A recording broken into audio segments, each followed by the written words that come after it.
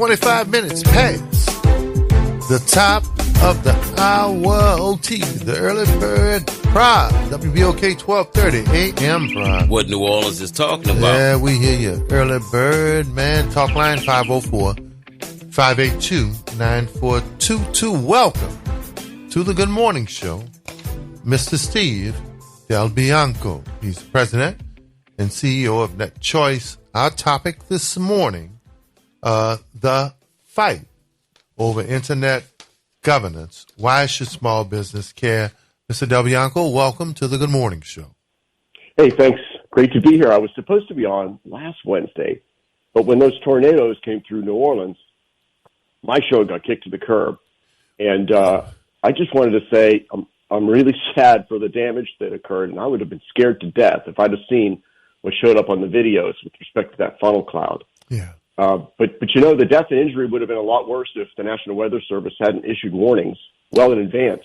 And then New Orleans residents had their mobile phones going off, and that gave them time to get to shelter. I think Chris Rock needed a warning like that last night during the Oscars. Yeah, right? There's no doubt that he needed a whirling hand, a tornado warning, a moment. I don't know how much of a tornado it was, but it was definitely a weather event, whether he would slap him or whether he wouldn't. So it looks like he did. It looks like he did. Mr. DelBianco, well, good thing was that we still pray for our friends down in Chalmette and Arabi. They were hit the hardest. We made out well in the lower Ninth Ward, plus of New Orleans East. Didn't get the type of damage that they got other places. So we were very fortunate for that.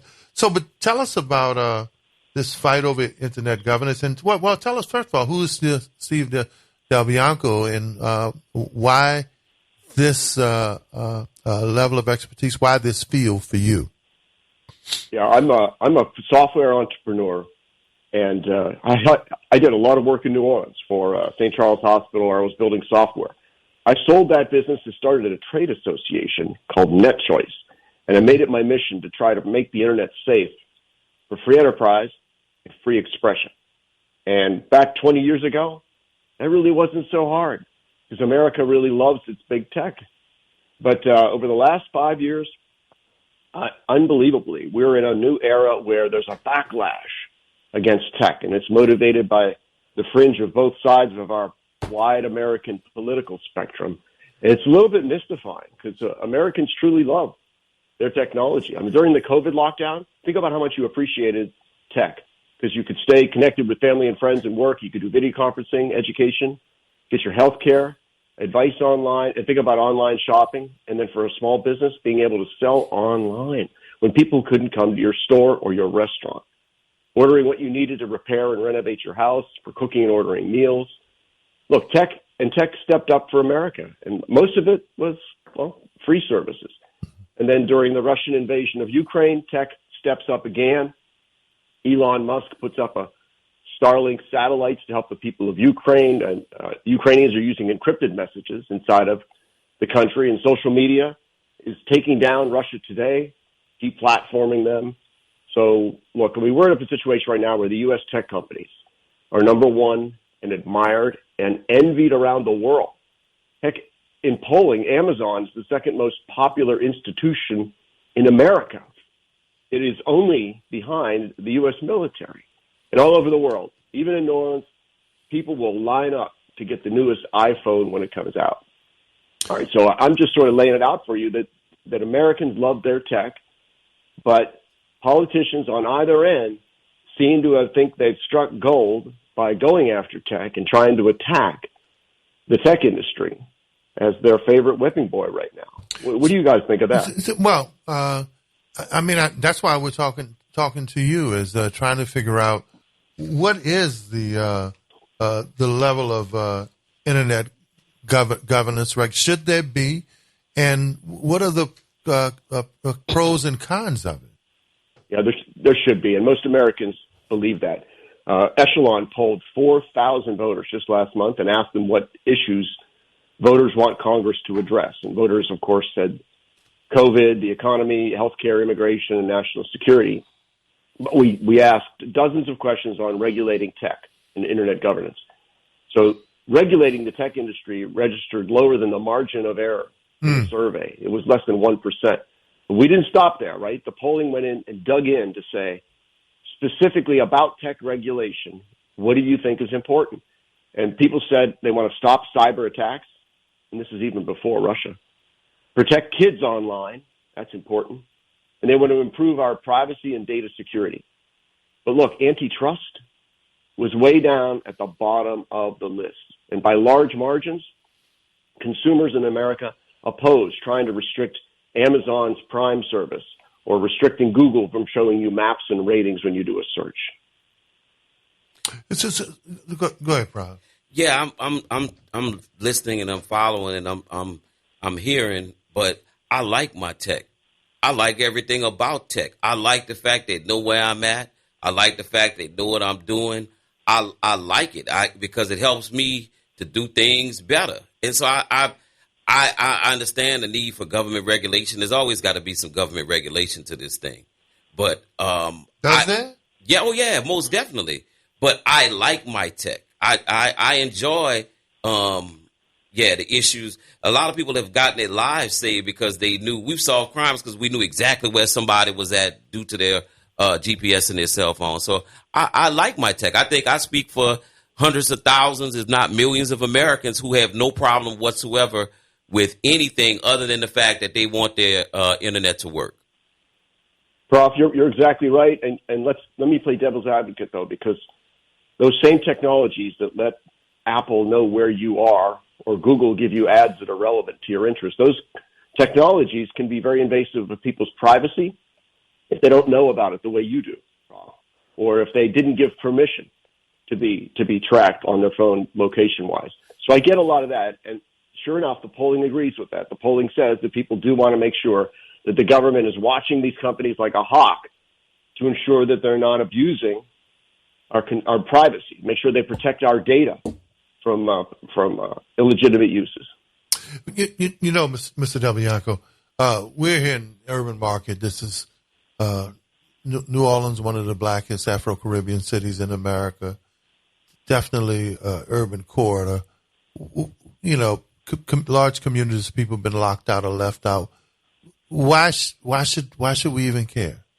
Yeah, it's a great question. So I'll just give you a couple of examples. So Senator Amy Klobuchar, who's trying to establish her credentials on the left, I think she's running for president already, right? She has got a bill called American Innovation and Online Choice Act, and it is like one hair's breadth away from being on the Senate floor next week. And I'm scared to death that it would pass, and the people in New Orleans ought to be paying attention to it. Let me give you a couple of examples why. It targets about 6 big companies of America for extraordinarily new regulation. I'm talking about Apple, Amazon, Google, Microsoft, Facebook, and even Walmart. They're not allowed under this new law to do self-preferencing anymore. So Walmart.com would not be able to feature generic brands on the shelves of their website. Amazon could not show Amazon's own generic, cheaper brands called Amazon Basics because Senator Klobuchar's bill says that's illegal because the platform is featuring its own brands. Even if it's a generic store brand that's cheaper than the name brands, they won't be able to show it. That's going to impact consumers. And what about a small business? If you're a small business, you love the idea that you can enroll in Amazon Prime as a business, put your stuff in an Amazon distribution center, and Amazon takes care of second day, even same day in some markets, free shipping. And that Amazon Prime service becomes illegal under Klobuchar's bill because it features merchants who use Prime over merchants who don't use Prime. And then let me give you one more example. You've all used your cell phone, popped into Google search on your Android or iPhone. Yes. You type in like the word tire repair because you've got a flat tire. At that point, Google knows where you are, and it brings up a list of tire repair facilities that are near you.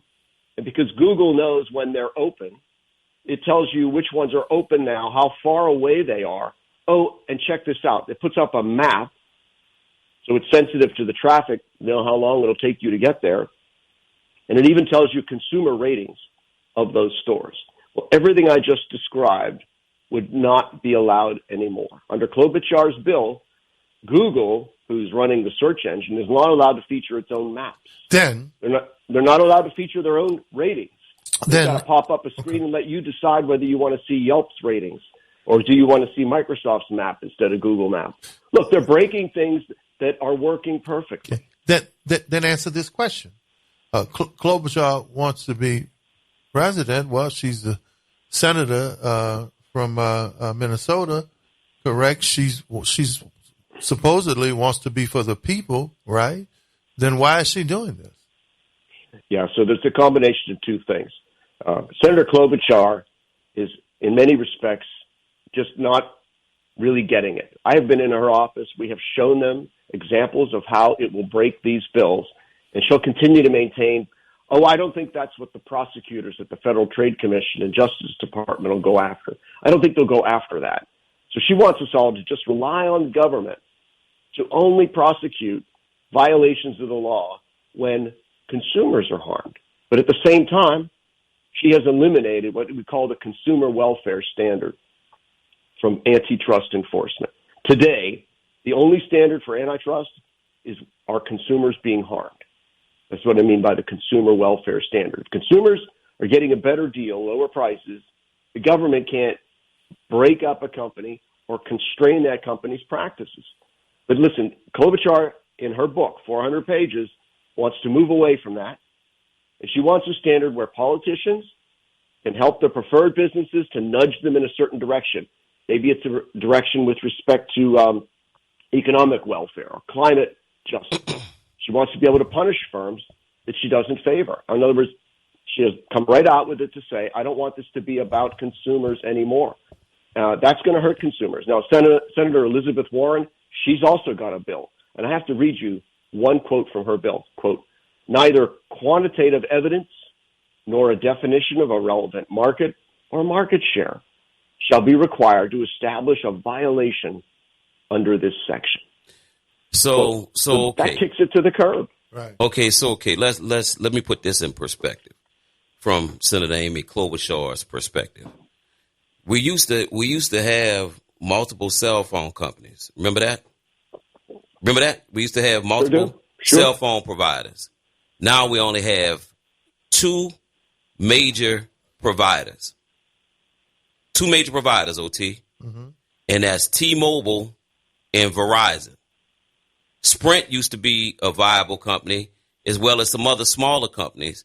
They've now been AT&T. A lot of these companies have been absorbed into these larger companies. Used to have difference in cell phone systems. Now what are your choices? Apple or Android? So what I get it is designed to keep active competition in the market and to keep companies from overwhelming the smaller companies who don't have billion-dollar budgets to market and do all of these other things and to consume. You only have a couple of search engines now that are major. Google, Microsoft, you only have a couple. In anything we do, you only have a few major players. You only have, when it comes to soft drinks, Coca-Cola dominates the industry, and they own most of the other smaller brands of soft drinks that we all drink, or cold drinks, depends upon what part of the nation you're from. So I get it. It's all designed to make sure that there's competition in the market and that no one becomes so large. Because and the government's interest in this is this, OT. This is the last thing I'll say about this. When you become so large, that's what happened with General Motors, Chrysler, and Ford, that we have no choice but to bail you out when your industry fails and be responsible for you. Mm-hmm. So we cannot afford to allow you to become Apple to take over the entire world, because then what happens when Apple decides they want to do whatever they want to do? Right. So, yeah, I get it. I totally get it. Yeah, I might even get that as a motive if I was thinking of the doomsday scenario of having to bail these companies out. I thought it was ridiculous that we had to bail out the ones we did in 2008. But look, this is about taking big tech, which you might have complete satisfaction with today, but in the back of your mind, maybe you worry that they're too big to fail. But if you take that big tech and you replace it right now with big government, that isn't going to work out for consumers and small business. I mean, small business loves to go on to Google and make sure that Google knows about their operating hours and their consumer ratings so that Google search will show them. They make sure that they show up on a map. And now that isn't going to show up anymore for consumers. Same small business goes on to Amazon and rolls in the Prime system. And then after Klobuchar's bill goes in, Prime is not allowed to be shown on the same line with non-Prime customers. How about the generic? I've got a product that I've got enrolled in Amazon Basics, and they're not allowed to show it for sale anymore.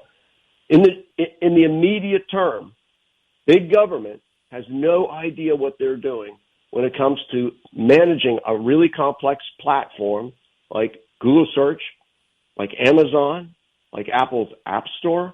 I mean, think about it. This bill has in it an anti-discrimination provision, interoperability requirement, which all sounds good on paper. But they would require Apple App Store to let in any app that wants to be in the App Store. Today, Apple doesn't let you in. They kick out 40% because they're worried about privacy, security, taking care of kids. Well, once they're all in there, then is it Apple's fault or the government's fault when something goes wrong? How many of you guys remember Cambridge Analytica? That was the same issue, is that somebody got into an app store, in this case it was the Facebook app, and decided to be a bad actor. We've got to be able to let these platforms enforce their standards and protect their consumers. I'm not worried about the big companies. I'm worried about the small. But I just gave you a very viable example that you only have when it comes to software platforms, Apple or Android. You don't have any third, fourth, fifth type of operating systems that phones can use. Mm-hmm. You either go with an Apple or an Android. So if you have an app, OT, how do you get your app out there? And we know that an app can make you millions and billions of dollars. App can be used to influence hundreds of millions of people if you only have Apple or you only have Android. And those are the only two systems that are running on phones today. And phones have become a viable part of our society. So if Apple is screening apps, how we know they're not screening out all the black apps so that black people can't communicate? How we not screening out all of the Chinese apps? Steve DelBianco. How we know? So let's find out. Let's make sure that your phone number's up there, because if there's a caller anywhere who's had their app submitted and they couldn't get in and they think it was because of racist policies, I want to know about it, and I'll help the two of you make sure that Apple hears about it. So think about it. This is not a country that's shy when it discovers racism, and we're not going to be shy about it either. You're worried about two, Android and Apple. You're worried about whether that's enough. But you would admit it earlier that it's plenty of choice today. It's plenty of choice today, but you just want to make sure that the government is watching, that if there's some kind of a racist discrimination, you want to make sure the government's watching. I am with you. I told you earlier that if one of these companies is abusing our privacy, which we gladly give up in order to have ads that are relevant, we want Apple to know where we are and Google to know where we are so that we get more relevant search results. So if they abuse our privacy, if they don't protect our data, I want our government to come down with both feet. That kind of regulation is present today. And if anything, you guys are calling for the government to turn up the heat on making sure that consumers are protected. And I am with you. But the last thing we want to do is to turn over to government bureaucrats at the Federal Trade Commission the ability to carve and slice up the Apple and Google marketplaces to figure out how exactly to micromanage these platforms that were born and raised out of private sector innovation that was dedicated to keeping consumers happy and giving small business the chance to reach whole new audiences. And you guys would kick all that to the curb out of some vague sense that two isn't enough when it comes to competition? Really? We're talking to Mr. Steve DelBianco. He is the president and CEO of NetChoice, one of the leading agencies when you're talking about internet governance and regulation and what should it be for the everyday consumer. You talked about Senator Klobuchar. What about Louisiana's senators, Kennedy and Cassidy? Where are they in this discussion? Yeah, great question. I run to the TV when Senator Kennedy's on because he comes up with the funniest expressions. He delivers them in the most charming accent I've ever heard. I remember right before Putin invaded Ukraine. He's on national television. Senator Kennedy says, we ought to give, let me see if I can imitate his accent. We ought to give Putin a lesson in time travel and knock him into next week. I mean, he comes up with the greatest lines, and he did another one in January. Senator Kennedy had initially been supportive of Senator Klobuchar's attempt. And to be honest, I think it's because he was angry at what he calls big tech for kicking Trump off of Twitter, Facebook, and YouTube about a year ago. Yeah. But in any event, he sat there in that hearing, and he heard a handful of the concerns that we've aired on your program today. And he stands up and says to Senator Klobuchar, if you don't fix these concerns about this legislation, I'll get my name off of your bill as fast as you can say big tech. So I think that Senator Kennedy has seen the light, turned the corner, and he is not going to be able to, he's not going to support this bill when it gets to the Senate floor, and neither is Senator Cassidy. So I think New Orleans has got two senators that are looking out for small business and consumers and kind of setting aside the populist rhetoric of beating up on big tech because it suits the left or beating up on big tech because you're angry about Trump. Well, I think you got to beat up on big tech. I think you got to beat up on big anything, because they just didn't get big on their own. Often they got big because they were eating big. They were getting big tax cuts, big tax breaks from the people. So nothing that got big on its own. It only got fat because it was getting fat off the people. And I'm not talking about fat just in private industry. They got fat off the government too. So I think you got to beat up on them. I think that we have to continue to make room in America for small companies, for minority-owned companies, and all the other companies that want to get into the industries but that are being pushed out because they don't have enough money to market and maintain and to play. Well, DelBianco, one of the owners and one of our contributors, Jeff Thomas of Think 504, just did an article, and you may want to read Think504.com. It is by a local writer and editor here who's part owner of Equity Media, who owns our station. It says, Congress wants to control the internet, by Jeff Thomas of Think 504. How many times have you heard a new small business owner say, find me on social media? Or do you check your phone looking for the best soul food restaurant in town near you? For years, small and emerging businesses grew their companies using the power of the internet. Aren't you amazed that your phone or computer knows to send you ads for puppy food just after you got that new schnauzer? But now Congress wants to control the internet. What should we do? Should writers and bloggers and like Jeff Thomas continue to be on the forefront, especially in local markets like this, sounding the alarm like you? Yeah, I read Jeff Thomas's post. It was outstanding. You should have him on the show instead of me today. He'll be with us Friday. Okay, good, because he goes on right after the part that you quoted. Yes. He said there's a new bill working through Congress will change all of that. A bill introduced by Senator E.B. Klobuchar seeks to inject government controls, and under her bill, government bureaucrats determine what ads you see. So he goes on to talk about the same concerns we've been raising, and he concludes by saying that our two senators can help to stop this, because we need common sense, that we need to protect our people and our businesses, and that the big tech companies are not perfect. I know that. They're my members, and I work for them every day. But look, market influences are better than giving the government a takeover. And he's got the right call to action. At the end of that, he said Senators Cassidy and Kennedy need to know to protect the people of Louisiana. So I'm gonna say something, and I'm gonna say something, and I'm gonna just say it. So we are a small. You're not going to say nothing about Jada, huh? No, I don't want to get slapped. All right, okay. A small black radio station, right? Who are fighting for our piece of the pie, who are fighting to get our message heard. We don't get anywhere near the advertising? No. And Steve DelBianco, man, if you know some advertisers, man. I'm about to tell you, yeah, we need your help. So when I go to MSN every morning to look at the major, which is a major advertiser, right? MSN? Right. WWL.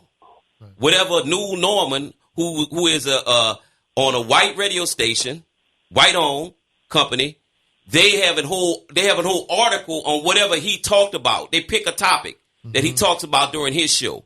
They never pick a topic about what WBOK talks about on our shows.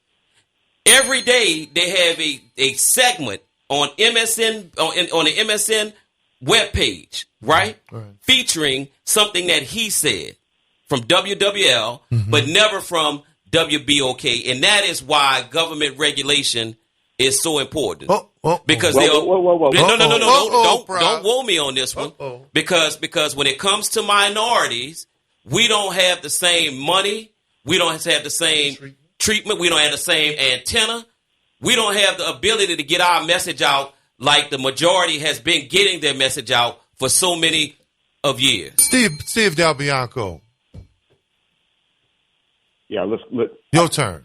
Yeah, so if what you're wanting is for the government to step in and force MSN to carry your content instead of somebody else's, there's only one country you can't do that on this planet, and that's the United States. We have something called the First Amendment. It starts with the word Congress shall make no law. So you've got to understand something, that our federal government, our state government, none of them can force MSN to put other people's content behind your content. That is not the way it works in the United States. The government cannot force you to carry speech you don't want to carry, and it can't force you to take it down. If you really want to take this to the next level, okay, all we have to do with the radio station, and I'll consult and help you with this, but WBOK needs to turn to advertising on Facebook, Twitter, and YouTube, where you can micro-target your ads. You can micro-target your ads to exactly the right audiences so that a particular program, a feature that you have, an upcoming special or a series, you can feature that by spending pennies to reach exactly the right demographics. Why? Because Facebook, Twitter, and YouTube have enough information about the people that use those platforms that they can handle people that are in the right demographic space for the news you want to reach.